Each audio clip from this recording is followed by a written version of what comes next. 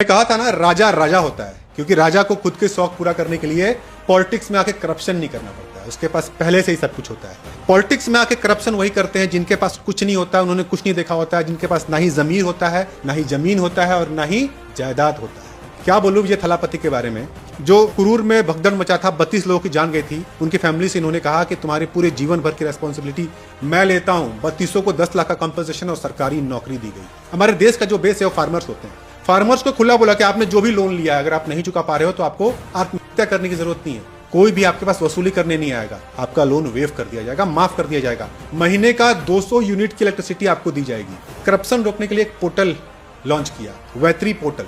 कोई भी सरकारी सर्विस है, आप जाइए वैत्री पोर्टल के थ्रू करिए। अगर कोई आपसे घूस मांगता है आप मत दीजिए, जबरदस्ती मांगता है, काम में डिले करता है तो उसे बोलिए थालापति आपका भाई है, आपका बेटा है, आपका दोस्त। जाइए उस वैत्री ऐप पे और वहां पे कंप्लेन रजिस्टर करिए। आपका कंप्लेन आप खुद वहीं पे ट्रैक कर सकते हो। एक एक्ट लॉन्च किया, राइट टू सर्विस एक्ट। अगर आपको बर्थ सर्टिफिकेट निकालना है, आपको राशन कार्ड निकालना है, वहां पे जाइए, रिक्वेस्ट करिए। हर चीज का टाइम लिमिट दिया गया है, 5 दिन, 6 दिन, 2 हफ्ता, 1 महीना। उससे ज्यादा डिले हुआ तो जो सरकारी अफसर उस पर काम कर रहा है उसके ऊपर फाइन लगाया जाएगा, उसको जवाबदारी देनी पड़ेगी। विमेन सेफ्टी के लिए 354 करोड़ का फंड अप्रूव किया। एक टीम बनाई है विमेन सेफ्टी फोर्स।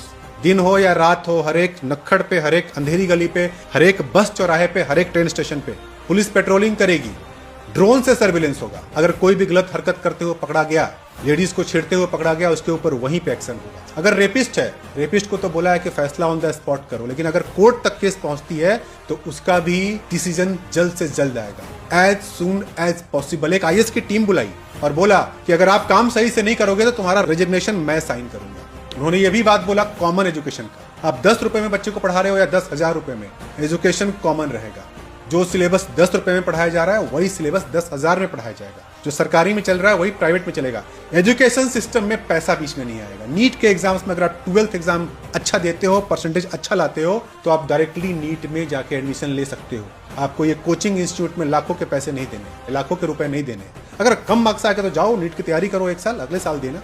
भाई मुझे एक पिक्चर लग रहा है, जैसे मैं थालापति का पिक्चर देखता था ना, वो मुझे ये रियल में दिख रहा है। थालापति हीरो का काम कर रहे हैं। सैल्यूट है, सैल्यूट है सर आपको, अप्रिसिएटेड।